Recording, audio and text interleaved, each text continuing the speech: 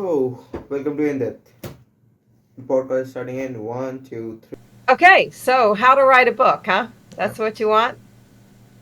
Okay, well, I've written both fiction and nonfiction, and the answer to that question is very different depending on which one you're writing. My first book was nonfiction, and it's called Five Reasons Why Bad Things Happen. And so when people say everything happens for a reason, I say yes, I literally wrote the book on it.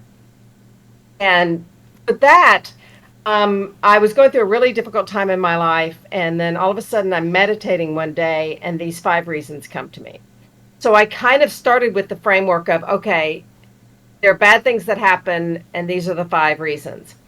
And then with nonfiction, you generally will go in and do a lot of research, right?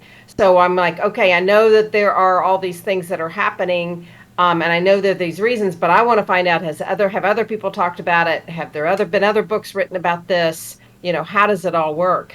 And so I read several hundred books and several hundred articles, doing the research to try to figure out if what the do basically back up the premise, if you will, of what I was writing. And so that was my first book. And then a few years later, I just thought, okay, I'm going to look into writing fiction. And my first book in fiction, in the world of fiction, there's what they call plotters and pantsers. And plotters are the people who plot out or plan out their entire book. So they know the plot, they structure it in advance. And pantsers it comes from like seat of your pants. Like you just start writing and you never know what's going to happen. And with my first novel, I wrote it in less than a month, and it was definitely a pantser kind of thing. I knew how I wanted it to end, but I just kind of went through it. And then my most recent novels, I just launched a trilogy a few months ago, and it was immaculately planned, and plotted. I mean, there is not a single description in there that doesn't have something to do with the plot. So if I talk about a green sofa, it matters. And because that one's like this huge metaphysical mystery, I had to go in and really know where it was going. And even when you plot it very meticulously, it still does. Um, there's still a lot of organic writing that happens, right? Things that you write, they're like, oh wow, I didn't know what I was going to do in that scene, and here's how it comes out, because the characters tend to tell you what they want. Yeah. So I don't know. Does that answer your question? Yeah. It gives an outline for the question. Okay. Okay. Any movies that helped you in the journey?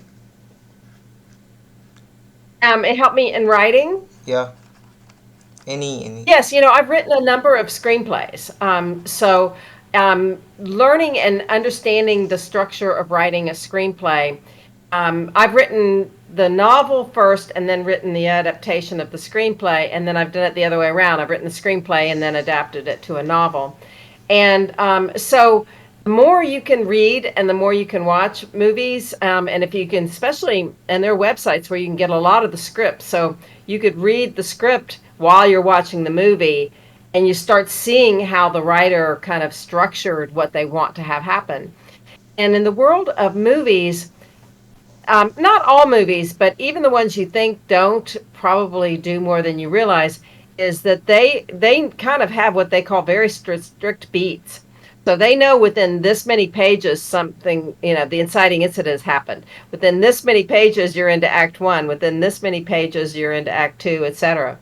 So learning screenwriting really, really helps with structure and pacing. Any movie that have a name on that you want to share the name of? Well, one of the movies that I really loved studying was Promising Young Woman. It came out a few years ago. I don't know if you know that movie. It was nominated for Academy Award. It won Best Screenplay. So it did. It did win that big accolade. And that one was one I really did, because I think it's a master class in irony. If obviously you're not familiar with the movie, but an irony in writing is like when you think something's going to happen and something completely different happens, and or you think it's going to look this way and it looks completely different. And it's different from a plot twist, which you're going down this plot and then all of a sudden everything changes. It's more like if you have a serial killer, but they wear multicolored nail polish, which is not what you'd expect a serial killer to wear. Is it like a story So just that movie, unfolding itself? Is it something like that? yeah, yeah, it definitely works that way. Yeah. So that is a movie that you wanna share the name of. If you could change anything in the movie, what would that be? Oh, wow. That's a great question. Because I think from a movie standpoint, I mean, it was so brilliantly cast. Carrie Mulligan played the lead character, and she's genius in it, and all the sub characters and all the actors and everything. Um, there is a scene that's very hard for me to watch because I'm not into anything very violent, and most of the movie, switches from being a rom-com to a drama to a mystery to all these different things. Um, but is there anything I would change? Oh, boy, I wasn't ready for that question. Would have wanted it to win Best Actress at the Oscars that year. Um, gosh, I think that there are there's a little bit of a shift. There's a few things that happen that are maybe a little difficult for, you know, not really implausible, but I like things that are out of the norm and like take you in a different direction. But some of them are like, okay, would that really have happened that way? When writers and of course the in that case the writer director was Emerald Fennell, right? So she wrote and directed the movie. Um, so she could do it any way she wanted. But sometimes you've got a little bit of a plausibility test, like would this person really have done this, or did they really do this knowing this outcome, or were they really that naive, not thinking, or would they really get away with this particular thing? So there are a few of those things maybe that I would rethink, but it's a brilliant movie. Um, I wanted to ask this question to a writer like for ages. The question is that there's a debate online that opposite gender writer cannot write the character that well. A girl cannot write a boy well, and vice versa. What is your opinion on that? Wow, that's a great question. And, there is a lot of debate. And there's, can a woman write a male character or vice versa? And of course, you can't write a story unless you can write multiple genders. But in terms of a lead Yeah. character, can a man write a convincing female lead character, and vice versa? And that is, the answer has to be yes. I mean, it just has to be. Where it starts getting really nuanced is and complicated is, can a neurodivergent person write a neurodivergent character? Can a non-LGBT person write an LGBT character? Can a non-Asian person write an Asian character? Um, and I haven't read the book Yellowface. I did buy it, but I think that's what that book is supposedly about, which will be interesting to check it out. And it's also kind of in the acting world, they kind of do the same thing, right? They start talking about, well, can a like Brendan Fraser, wore a fat suit to play that movie. Is that should they not have hired somebody who is actually overweight to play that role? And I just think, then you're just telling actors don't get to act. They don't get to try to be something else. Now, should a white person put on blackface to pretend to be a black person, then you can go too far, right? So I think that I do think that, like, I have I wrote a movie and I'm also writing the book version, and the lead character is a black man, and so um, there could definitely be a possibility of a challenge about that. Now, the story is ultimately about a white woman, an older white woman, but the lead character is an African American black man. And so I really made some effort to talk to a friend of mine who's black and who's male and black, and I really wanted his kind of approval on it. And not only did he give me a lot of input on writing the character, but I did a table read with a bunch of actors, and they were all African American. And it was one of the best experiences of my whole life. Like if you want to write down, your 10 best things that ever happened to you, that table read is on that list because it was so beautiful seeing their reaction and reaching a market that others might say, well, do I really know what it's like? And, if I was writing specifically, what is it like to be a black man in this world, then I'm not sure I can write it. But can I write a man that's a documentary filmmaker who's grieving the loss of his wife? Why not? You know, I just need to make sure the dialogue with his friend feels authentic, right? Mm. Doesn't feel like my age of a woman writing that dialogue. So you have to kind of work that out. Do someone actually have to read a book to write a book? Um, I don't know how you could I don't know how you could write a book if you haven't read a book. I mean, how would you even know where to begin? I know Stephen King in his book on writing says, you've got to read. If you want to write, you got to read a lot. How much do you have to read to write a good book? I don't know, but I know that I just finished reading a book yesterday and I made a highlights and I learned so much from the writer that it's not like I'm going to steal passages or anything, but I loved the way he wrote certain things and you would miss all of that opportunity. So now I don't think you have to go as far as to say you have to have a master's degree in fine arts and writing to write a book, right? I mean, you can go too far with that. But I know you. Yeah, I think you have to. You'd have to have read a book to write a book. Um, like if a guy who only have read stories and everything in a textbook for a school, like in India, what you have to do is we got a book with which have a lot of stories which are not that big, and that can give us a slight idea of how a story is structured and how a sentence is formed. But it is not a kind of a real book, because a real book is like 100 page at least for a story to be. um, Right. so and does language matters? If a guy have read a book in his native language but want to write a book in English, does language matter? Um. Well, I've got a good friend of mine. I was talking to her just the other day, actually, and she's Austrian, and she's writing her latest book in English. Now she speaks English, but it's not. And it's. I would say it's fluent, but not grammatically fluent, if that makes sense. And so therefore she'll get some verb tenses wrong and some things, that if you are an English reader, or you read English, you would read it and it would be awkward. So she asked me to read it. um, and so she could put it through a grammar test, which would probably be helpful, but you need somebody that's native to that language Yeah, to an read editor it, would work. because you'd miss a lot. Yeah. Yeah.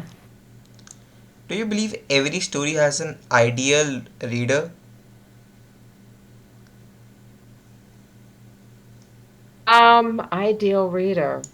I think every writer would love to know that their story has an ideal reader, that there is somebody that it's one thing, because I've gotten like all these reviews on my new books, and, I've had some going, wow, this is great. And, this is the way you do fated lovers, because part of it's a reincarnation big mystery. It's kind of like, Outlander meets the Da Vinci Code type of mystery with a reincarnation theme. And they loved the book, they enjoyed it. Did they go deep enough to want to read it again? Did they go deep enough to be thinking about it weeks later, months later, years later? I don't know. But I have another reader who's like, man, this changed my life, this completely transformed my life. Like, you just opened me up to something that I never would have considered. And I think, well, I get maybe not all writers, because not all writers have an aspiration to make a big difference in their writing. They just want to write and see what happens. But I think, most of the writers I know would love to have somebody that goes, "Wow, this just shifted my worldview, and I will never be the same." And that's your ideal reader. um, how do one start reading, if you can just go back? how do one start actually reading books and find it attractive to read, find it pleasing to read? Yeah, I mean, I think honestly, I think it starts when parents are reading to their children. Even I mean, when before the child can even read themselves, if you have a parent that's going to read their kid, bedtime stories kind of thing, or tell a bedtime story, because it could be coming from a book, or it could just be an organic storytelling experience. Um, but I think that that would start your love of story. And if it comes from books, and I see, you go to the library and you see parents come out with their kids and they have a stack of books with them, I mean, I don't think there's any better way to ingrain this love of stories. And, one of the things that I don't know what the exact quote is, but basically, there's no better way to travel than to read a book, right? Because maybe you don't get to go to every country, but boy, you can feel like you were there, or every time period, but you can feel like you were there, or live as any other type of nationality or race or gender, or fill in the blank. It could be a monster story and you live as a monster, or whatever that is. It allows you to live multiple lifetimes in one lifetime by reading. Even though I'm not a great reader, but I can feel that same thing with films and other form of media like video games, and that is, and I can really relate to that thing. Yeah, I actually, it's funny you mentioned the video games, because I am not as into those as I want to. It's kind of one of those things, um I don't even, I only know is the letters RPG, but I really want to learn more about RPG. And a lot of these games that I'm learning about, and I watch a lot of videos on YouTube about writing, and a lot of these teachers talk about video games and the storytelling within those games.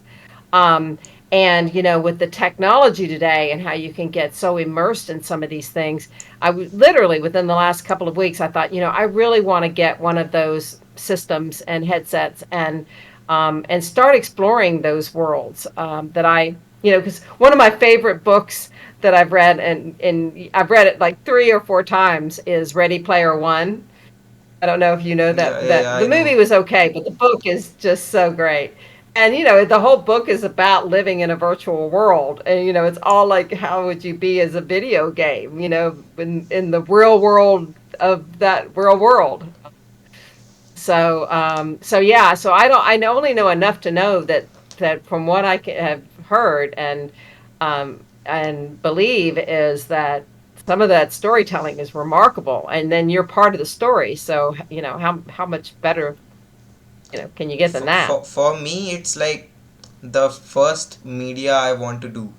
If I have to Yeah, choose something, first it's games, then it's films, and then it is the books. Yeah, yeah, yeah. Cause the main thing for me, it's visualizing, and that is not very great. I can see things moving when I'm reading a book. I can see them kind of, if you can relate to that. You are a reader, writer, you can. But this is something very new world to me, and video games just started the thing in me when I was in like second grade. So it goes back really far away. yeah. So this is kind of a question that you hear in movie premieres or something. But if your life was made into a biopic, who would you want to play that? Who would I want to play me? Yeah, Is that what your question is? It's funny you ask that, because I just launched this. I've never written anything autobiographical, um, until this year, and it's semi autobiographical. And so I actually had actors recently perform the story, just an audio, and put it up on my podcast. Just literally today, it was installed, as uploaded, this story that's so personal to me, and it's a short story. and it's got two parts to it now, but I think it's going to have more. And as far as who would play me, I mean, gosh, Sharon Stone. I don't know. I don't know. I don't I know mean, her, somebody but my age, it would have to be somebody close to my age. Because it's set when you were a kid, at me at my age. then to the age you are now, that's a big spectrum. Yeah, right. Well, this particular story is something that happened to me this year. So it is this age, right? So it's not like, oh, I started as a kid and I grew up and this is what my life story is. This one is just like an experience that I had that was so deep and wild and profound this year that I wrote that. So it would be an actor at my particular age, and we all want somebody, better looking than we are. And, so, Michelle Pfeiffer or Renee Russo or Sharon Stone or somebody like that would be pretty fun to have. This question was asked to me by from this uh, friend I have, and I asked this to the last guest I had. So I wanna ask you too. If you could invite three fictional characters to dinner, who would that be and why? Three fictional characters. Well, gosh, it sounds so self-serving for me to say my own characters. Right? Because, but they feel so real to me, and it's almost like I'd like to invite them to dinner. So from the new novels, right? So I have Marielle and Dante, and then of course I've got all their past lives. So do I get to throw those in too? Do I get to have them in all their Anyone, lifetimes? anyone. They are like your children, right? Your fictional characters are like Yeah. your children. Well, they're like my bosses too, because they tell me what to do. But it would just be so fun to invite them and have them, because they become so much their own person, even though I wrote them. And so to be like sitting across the table, saying, "Okay, now where are you going to go now?" And like, what's going on with you? And what's more to your story, kind of thing, would be really really fun. So that's pretty selfish, but I guess that's my first instinctive answer anyway. What was your answer? My answer was this character from the Grand Theft Auto series. His name is Michael DeSanta. You don't know Okay. about him, but it's all right. Then this, Yeah. yeah. Then Edward Norton's character in Fight Club. If you have watched that film, Or Tyler Durden, which one? I think both of them is fine. Like they are the one. Oh, they're the same. They I know. are the I'm just same. kidding. And and So you get two and one with that. yeah, and then Michael from The Godfather. Oh, wow. I got a big Those are some spectrum for interesting films. characters. And Yeah, those are some interesting characters. do you believe in luck? I believe in alignment. Can you So elaborate? I believe that, I know that, the old quote about preparation meets opportunity, but I do believe in, and in fact, the short stories I was just talking about, that are semi-autobiographical, what they're about is this experience that I had this year, and you'll love this because I'm writing a story about something that happened to me. And then I thought, well, I'm going to write it from the point of view of what I call the upstairs, right? Which is this team of spiritual, guides, if you will. And so I'm writing this story from their perspective. And then all of a sudden I'm realizing, like, they're real. They're telling me who they are. Like, this isn't fictional. This is real. And they start interacting within my life. And so it's this very, very strange kind of interaction. And now I lost your question. What was your question? I'm sorry. Do you believe in I luck? was going Was to my relate it to question. that. Oh, luck. Yeah. So I do believe in the fact that, um, you have to be like I've been living nomadically for over a year now. So I've been going from place to place without a home, without any structure, not exactly sure where I'm going to be next. And I've had to surrender to this team upstairs. Like, where do y'all want me to go? And so it's is it luck that I started writing the story and they came to me, or is that part of a plan? Or is that guided from another source? Maybe. I do think that some people are luckier than others. That think, and I would say things that come easier to them, but they might have signed up for an easier life.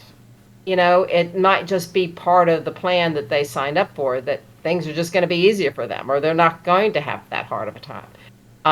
So, but sometimes it really does feel like luck, and it's kind of fun to think, oh wow, I just walked down the street and ran into this person, and it's the love of my life, or whatever it is, and think that that's lucky. But I like to think that there's more purpose behind it than luck. Where do you write your stories and everything, in a on a paper, or just online, or on a not a physical thing, like a software thing, Word On a document? computer, yeah, yeah, it's all. I can't write longhand anymore. And I would drive me crazy thinking I could lose something or you can't rearrange things or whatever. So yeah, in fact, as I'm talking to you, I have two PCs just because in case, I'm traveling, I'm going from place to place, and I'm in Tunisia right now. And in Tunisia, it's really hard to get another computer if something happened to mine. And if I did, it would be a French keyboard, and that's not going to work out very well for me. So I have to have that, and I have to have all the backup systems and all those kinds of things. Uh, do you know Tarantino? Not personally. Yeah, but do you like his films and everything? um, I like his. I loved Pulp Fiction. That's a I classic. he's a little too violent for me. And I find it kind of like it's so violent that it's predictable. So it's like, okay, what's going to be the blood and guts of it? I liked Once Upon a Time in America a lot. I know it had some violence, but to me, when the violence, like in Pulp Fiction, was funny, then I'm okay. But if it's just violence for gratuitous violence, it just kind of is a turnoff. But so that being said, I love his writing style. If you've ever read any of his scripts, I highly recommend that. Very, very interesting. And I've seen videos of him talking about writing and how he writes. And in his process, I find fascinating. He says he writes kind of to the midpoint. He knows where things are going to go up to the midpoint, and then from there, he doesn't know where it's going to go. So, and then he just lets it flow from there. So I have a lot of admiration for him and his craft. I'm not so into the violent stuff. If you find Tarantino's violence, not that amusing, you would have a very bad time watching The Substance. Do you know that movie? It's a new release, What The is it? Substance. It's Margaret Qualley Hmm. and another actress. I don't really remember the name. Yeah, I don't know that. Yeah, that's gruesome too. Yeah, I just find it, I mean, it's just not my thing. It doesn't mean that people can't Mm. write it and do it and act in it and all that stuff. What is the I'm not quirkiest? going to get Yeah, up on a soapbox and say, "Oh, you can't do it. You're the devil." Blah blah blah. If people are into it, they are into it. Um, it's just not my necessarily yeah. my thing. What is the quirkiest advice you have ever received? You know, a funny, quirky thing. Quirkiest advice I've ever gotten. Um, well, I really love the book, "The Subtle Art of Not Giving a You Know What." Do you know that book? Yeah. And so he has a lot of kind of interesting advice in his book. And I don't know if this is that quirky, but the thing that stood out to me so much was when he talks about the story of the the former Beatles drummer. Pete Best versus the former Metallica person. I can't even remember who it was, and how they looked at life so differently. And like could have, they could both be resentful, and one of them is happy as can be that things worked out the way they did, and the other one isn't. So if I'm going to be like off the top of my head, that's the thing.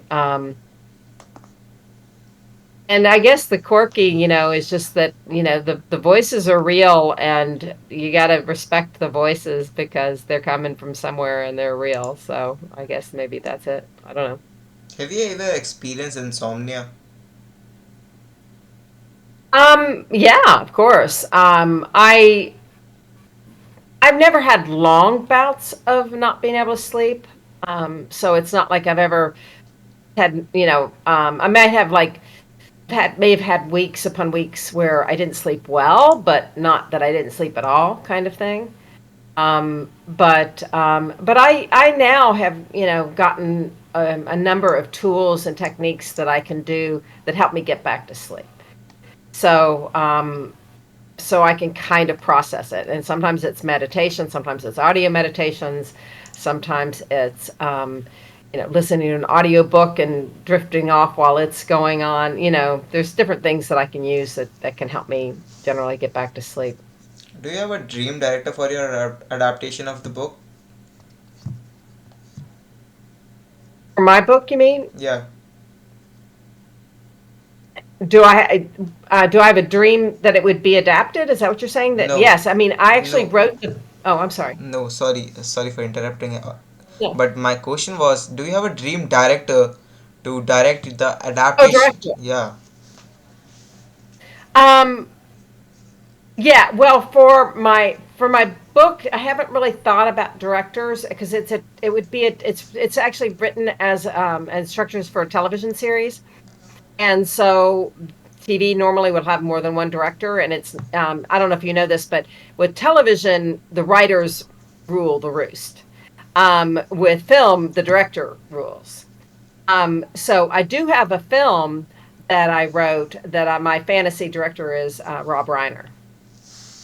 So I would give anything to get my film to him. That would be a dream. Who are your favorite directors, like, except him? Well, I loved what Emerald Fennell did with Promising Young Woman. Adam McKay and Don't Look Up is one of my favorite movies. Um, I Christopher Nolan always makes you think. Yeah.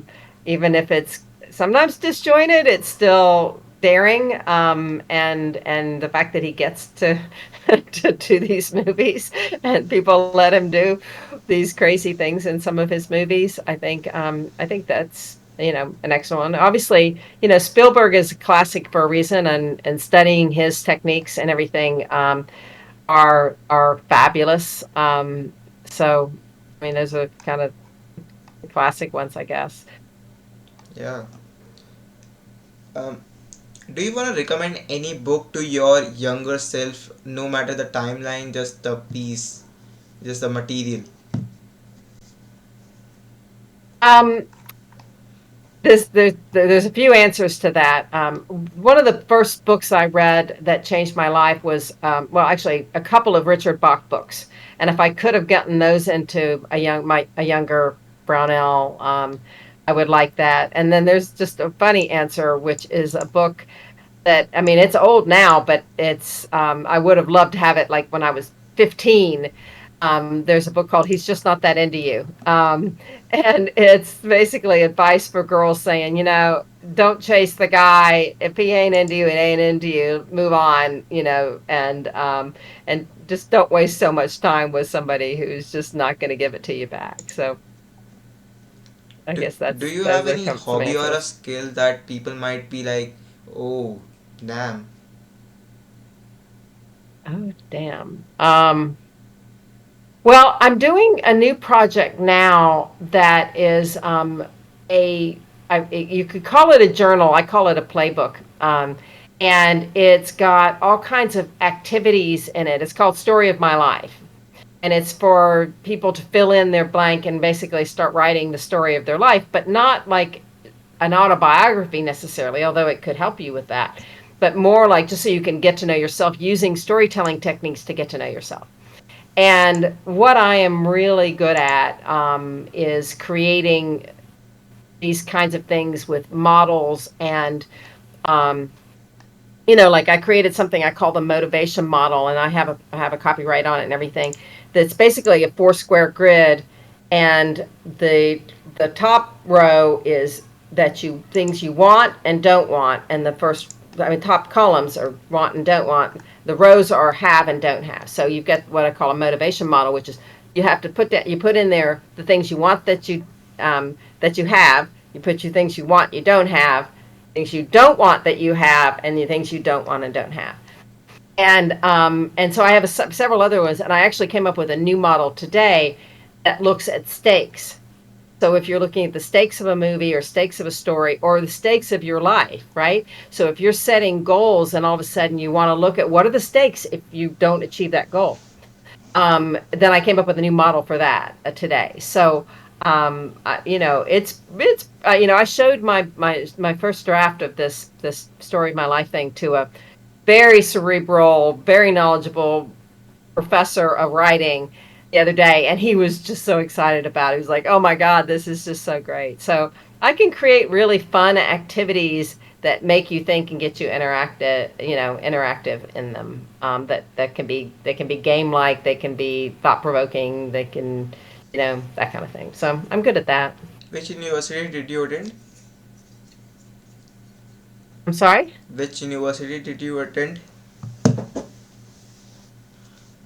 Still, I'm sorry. Uh, which university did you attend? I think it's just the night time. That's bugging me. Oh, yeah, it's 7:38 here. No, which university did you attend? I think it's just the Oh, which yeah, university? Oh, I'm sorry. Yes, I'm sorry. no problem. I my undergraduate degree was in advertising at the University of Georgia, and at the time it was third in the country in advertising. So I knew I wanted to major in advertising, and then I ended up moving away and then moving back to Georgia a number of years later and working for Coca-Cola in marketing, which at the time was the top number one marketing brand in the world. And I ended up going to Georgia State. So I was in Atlanta, and I ended up going to Georgia State to get my executive MBA. And at that time, it was third in the country for executive MBAs. So that's undergrad and graduate. So I have an MBA. That's great achievement. Thanks. Which state in the United States do you recommend for an international student? It's just for advice for me. Which state? It depends. I guess it depends on where, what you want to accomplish, and putting political stuff aside because things are pretty scary right now in the U.S., to be honest. But I mean, if you aspire to write in or work in the entertainment industry, you really have to be in California. I mean, you can be in production and things like that and be in Atlanta, because Atlanta is bigger than LA for production, or at least it was the last time I checked. But it's not necessarily for development and hiring and writers and that kind of thing.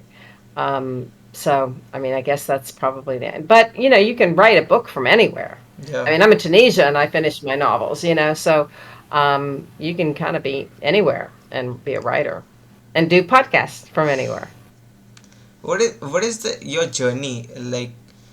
Uh, you are in Tunisia. Am I pronouncing that right? Yes. Yeah. So, what is your journey to? Is there some end location? Is there some motive behind it or something? I don't know. I know that, and if you read my, or if whoever's listening to this wants to read my story, because I can give it to you. You can give the link to read the story for free, or you can go on the podcast and listen to it if you want to hear it, beautifully performed. Um, I I'm guided by this team upstairs, and they're trying to tell me where they want me to go and what they want me to do. And I can do things like this show with you, and I can work on my project from kind of from anywhere. I would love to have my movie made. I mean, I have several movies, but there's one in particular that I really would like to have made, the one I want Rob Reiner to direct. So maybe things could work out for that to happen. I honestly don't know. Um, I'm very fortunate that I have a lot of freedom that I can go kind of anywhere, and I think I'll just be, you want to call it luck, I don't know, but I'll be guided to somewhere that I'm supposed to be, and if not, it'll just be an adventure on the, is like they say, the question is success the journey or the destination? I don't know, but right now I'm in the journey path. I'm not sure what the destination is. Would you like to collaborate with someone to write a book? Um, that To write a book, it'd be really tough. I would much rather have somebody helping me. Like, I've got my book, they help me. They've got their book, I help them. But it's still their book and it's still my book. But I don't know. I mean, I'm in Tunisia. I've said to people, like, this is a great writers' retreat. Other writers want to come here. Maybe there is something to work on that's collaborative. It's really hard to unify a vision, and goals and things like that. But I definitely want to get feedback, and I want other people to give me input and that kind of thing. Just a suggestion. How about you do an exercise like you write a chapter for a book and then somebody else write a chapter. If you just like feeling it, how would the product turn out to be someone who writes rom-com and someone who writes murder mystery would have so much different in like in the spectrum, but when they collaborate on a project and write chapters simultaneously, it would create something which I think nobody have read till now.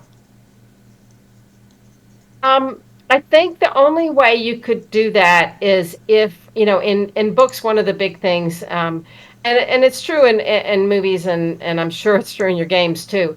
But generally there's the big question of what's the POV, right? Who's the character? What's the point of view of the character?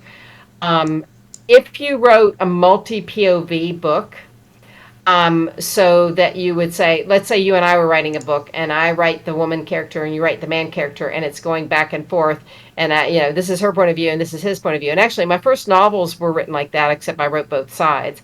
Um, that you could do pretty interestingly, right?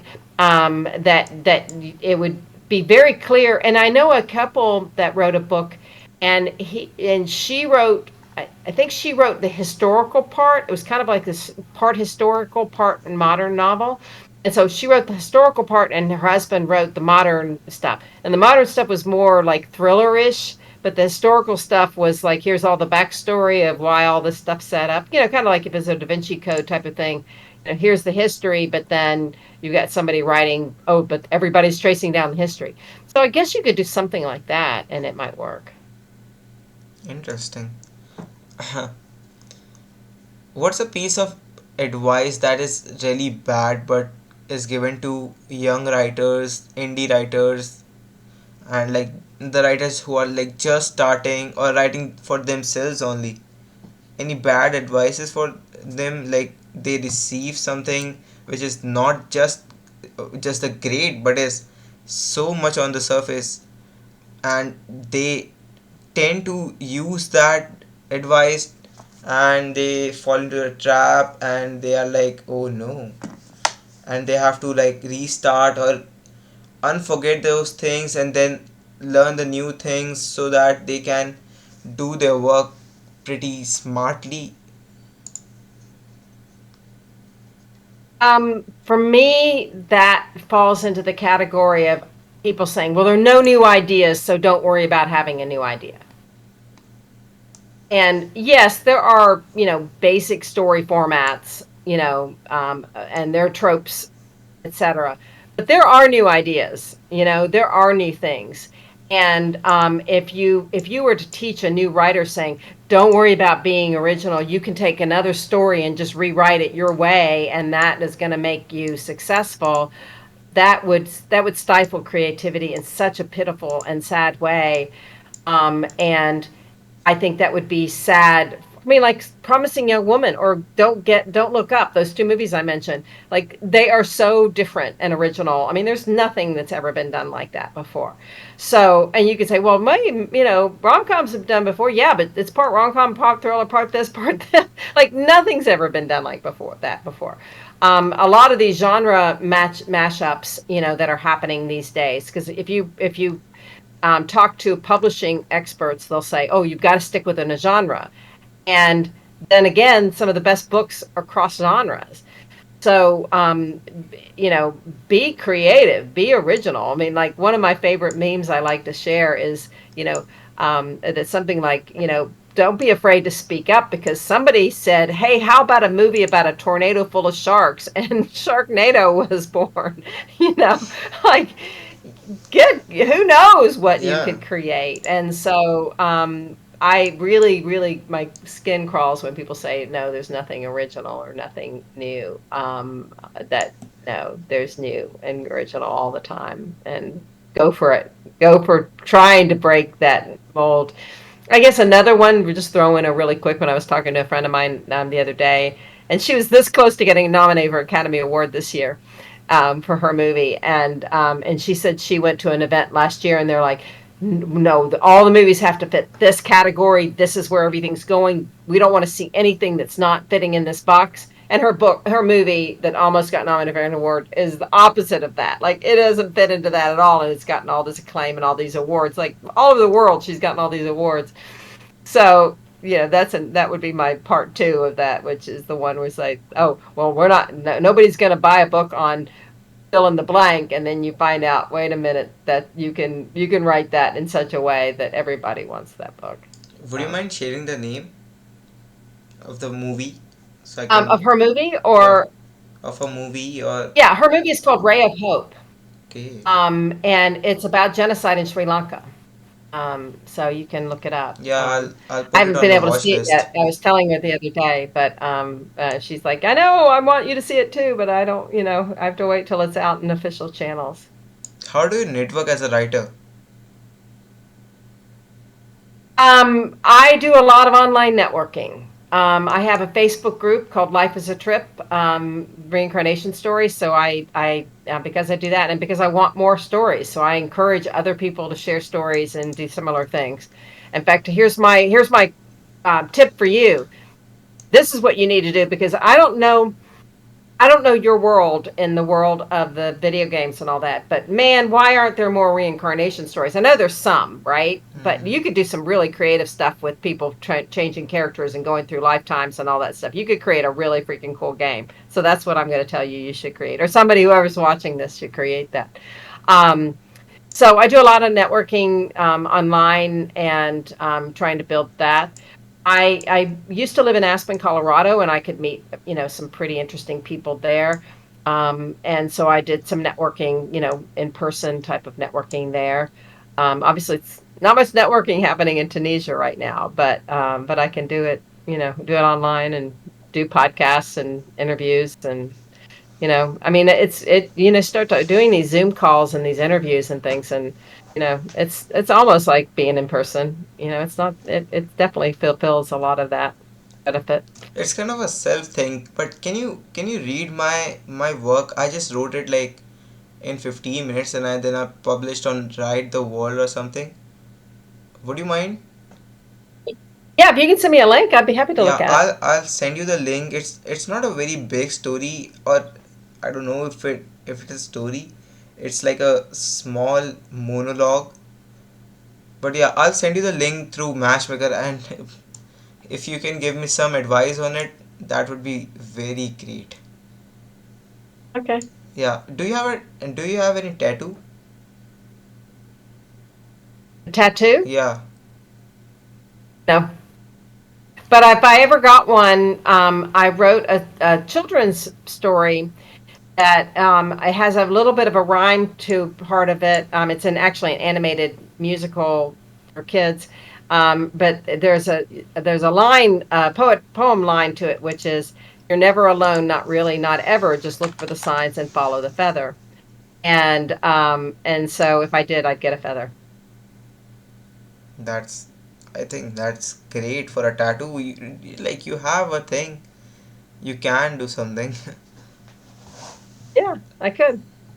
What's a question like about your writing that no one has asked you yet, but you wish they would?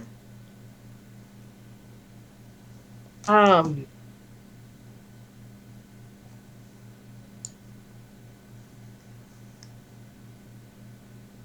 wow.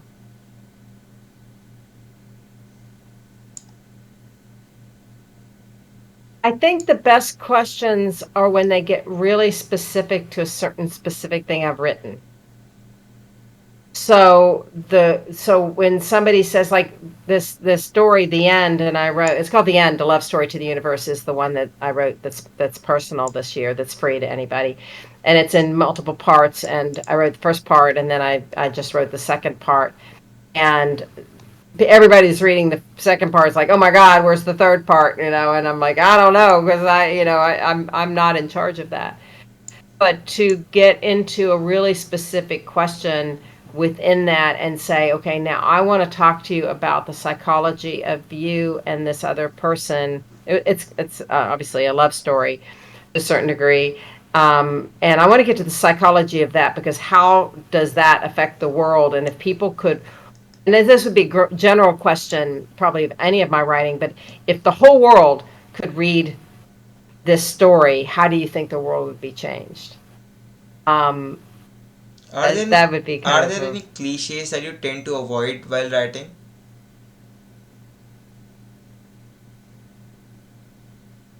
um, I do when it comes to one of my the hardest parts and the things I admire most about other writers is when they do a lot of really good similes and metaphors. Um, and I have to like really work on those. They don't come super naturally for me. Um, So I really struggle with having to make sure I don't pick the same metaphor. Like I was writing something the other day, and it was like I wanted to use the metaphor of puzzle pieces, and I'm like, I've used that 6 times probably in my writing. I can't keep using puzzle pieces. There's got to be something better than that. So that is those are that's where the cliches come in, that you I just have to be really, I mean, sometimes I'll put a placeholder in there and then have to come back and go, okay, I need something better than this, but right now this has got to fit, because I need something to put there. So What yeah, that about your would be the answer favorite to that. music? Is there any genre that you like and love truly? I Yeah, I like a lot of genres. I cross over a whole lot. I like a lot of new music. I don't know if you know Rick Beato and his YouTube channel, but I love watching his YouTube channel because he just gets into the in depth of music in such an incredible way. He's got millions, literally millions and millions of followers. Um, and so I have Amazon Music and YouTube Music, and the things that pop up that are new things to me, um, is such a delight. And sometimes it's new old music. Like I love when I put in a song that I know, either new or old, and then it plays me something similar. It does the algorithm to play me something similar that I wasn't familiar with. So I like rock. I like a lot of rap. I don't like it all. I don't like when it gets really, violent or using, you know, racial slurs and things like that. But I cross over. I like some country. I like some, hip hop. I like some heavy metal. I kind of cross over into all of that. Who's your favorite hip hop artist? Gosh, I'd have to look and see now which ones that fit in the category hip hop versus pop. But Um, who did that song "Little Boo Thing"? You know that song you know what song I'm talking about? "Little Boo Thing." Did a boo thing? It's using the "Best of My Love," the old "Best of My Love" background, sampling from that. The song is called "Little Boo Thing." I'd have to look up and see who the artist I is, don't but know. that's a hit. Is that Drake? Yeah, I don't know about Drake, but it's not Drake. It's not Drake, but I think he pops up in some of my stuff sometimes. You know, so if you like stopped writing or stopped going in direction of writing characters, stories for a certain amount of time, would you lose that creative outlet you made throughout the years, or will that remain constant and same?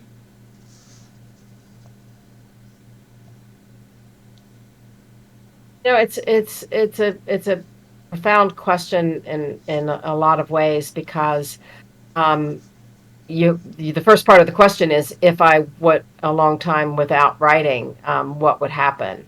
And you know, I know that in a sense, well, I was going to say essentially I have, but I haven't. And what I was going to say, point of that was, you know, I spent the better part of almost a year, 6, 8 months, just editing, right? And that's not writing, that's editing. I mean, that's rewriting, but it's not the fun, exciting, what's going to happen next, get on that, you know, thing.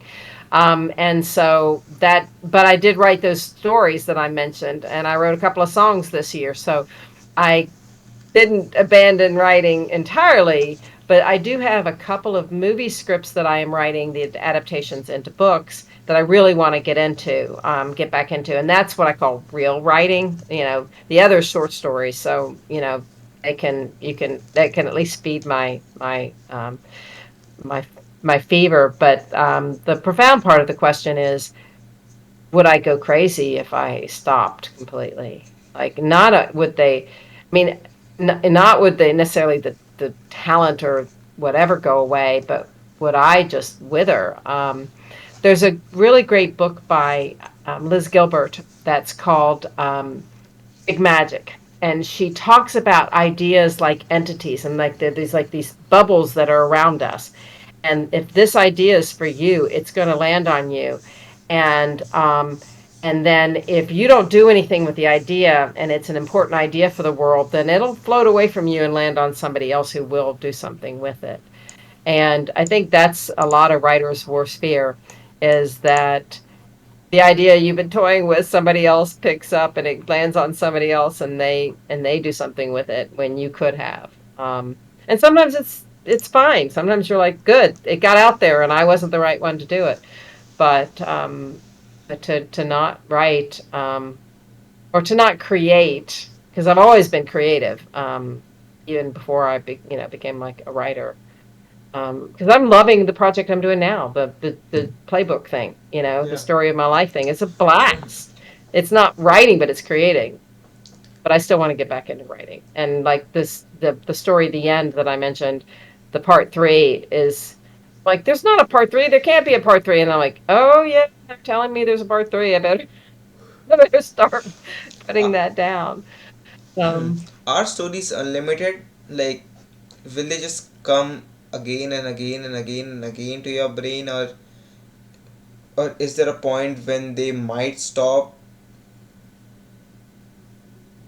They would never stop for me. The challenge that I tell other writers is you can have you know millions of ideas. You need to know what your vibe is. You know, because you're you know the saying that your vibe attracts your tribe, right? And you need to know what you want to like. I have an idea for a horror movie. I would never be good at writing a horror movie or horror story. I would never be good at that. It's a great idea. It's a really fun, interesting idea, and I could probably write it, and I could maybe write it pretty well. That's not what my readers are going to look for. You know, and I've written fiction, nonfiction, I've written young adult, I've written, you know, sexy novels, I've written children's books, I've written like all these different things. But if you read my stuff, you'll see my vibe. You know, even if I'm writing something that doesn't feel like it's going to seem like all the same, you'll see my vibe. You'll know what Um, my vibe is. when you are writing a book or like in stories in general, and you are reaching the near end of the whole story, do you feel yourself in some ambiguous situation, like fighting with those ideas, like should I end this way or this way or that way, or something out of the box, something I have done but I really have to rewrite and do it again? Is there some kind of that thing, or do you have a exact thing that you have to end it that way? Um, Once I've gotten to the end and I'm ready to write those two words, I know what I've that vision toward what's going to happen is very clear. Sometimes there might be like, oh wow, I have to write my like there. I wrote a death scene of a significant character. That I was like, okay, I know I got to write this, but I was like, then I got to figure out like what are the logistics of this because there's a lot you have to play with to make it plausible and this kind of thing. But when it comes to you're almost ready to type those two words, the end. For me, it's not about uncertainty about the ending. It's just this like you can become very very sad because the characters aren't there anymore, and then you get into editing, and editing's hard, and editing's not fun, and it's important, but it's work. I mean, it's real work, and it's not the fun part, right? So. And then all of a sudden like this you when you're writing you're feeling like this whole creative flow is coming to you, just constantly coming to you, and then when it's over and you write the end, that's it, it's gone, that spigot has been turned off, and boy, that's you're used to that flow of that beautiful energy. It's hard to to process that. Yeah. What is the most random place or thing that gave you an idea for your story, or like an element for your story? This novel trilogy, it's called We Meet Again, that I mentioned, that I just launched, is all centered around a very significant, simple premise that you don't find out until the third book. Um, and obviously, it's a trilogy, so there are three books. Um, and you don't find out like what that is. Um, it's funny though. I read an article the other day that said when people know the spoiler, they are more likely to really want to see the movie or want to read the book. And the authors are like, no, no, no, we don't want to tell you the spoiler because we want you to read the book and find it out. But the more they have an idea, so I'll give you a tease, which it has to do with Dante Alighieri and the Divine Comedy.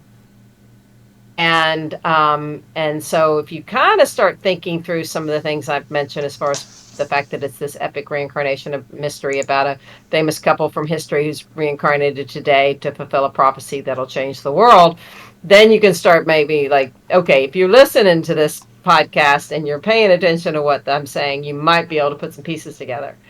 Um, so that's that's really fun. So as we are like reaching the end of the podcast, uh, are there any advices for me? And did you like those questions I asked you? Great questions. Yes, very, very thought provoking. And I think that I think you've asked really great questions that could apply to any writer. And no matter what they're writing. And I think that's, of course, your intention.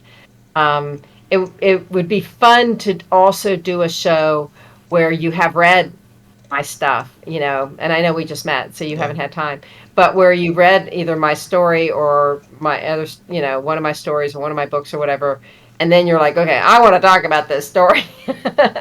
um, that's also a fun way to do a show. So how about I read one of your stories, and 1 month later we'll have this second part of the podcast. That would be great too. Well, let me know. Yeah. Yeah, let me know. So where should I start? Which book should I start? Well, I want to. want to send you. I'll send you a link. How we met. So you can have the link to reading the short stories because I have part one and part two, and they're free. For one more day, my first novel is 99 cents. Of course, the people watching this will go, "Wait a minute, it was not 99 cents anymore." But to read the trilogy, that We Meet Again. But even if you just read part one and two of the stories I wrote about myself, I think you get a really good idea of me. They are really entertaining. There's a lot of humor in it, a lot of quirkiness, also really deep stuff going on within it. I think those are good. The first one's only 9,000 words, and the second one's only 5,500 words or something. So they're Yeah, really short. that's why I asked you for like a month, because I don't really read books, and 9,000 words are a lot for me. And I have a book starting. I'm like second chapter to it, so yeah, I have to finish this book and then your book, the duology, and then the podcast would happen. Whatever you want. Yeah, so let's end this. I don't know how to end a podcast, but yeah, I think that's just bye bye. Well, the way a lot of people end it is just saying, tell people how to get to know you and where to find you and all of that stuff. And any last words Yeah, that the yeah, guests would want. cause I'm a So, new podcaster. You can help me. yeah, So where can yeah, people I've been find on you? a few.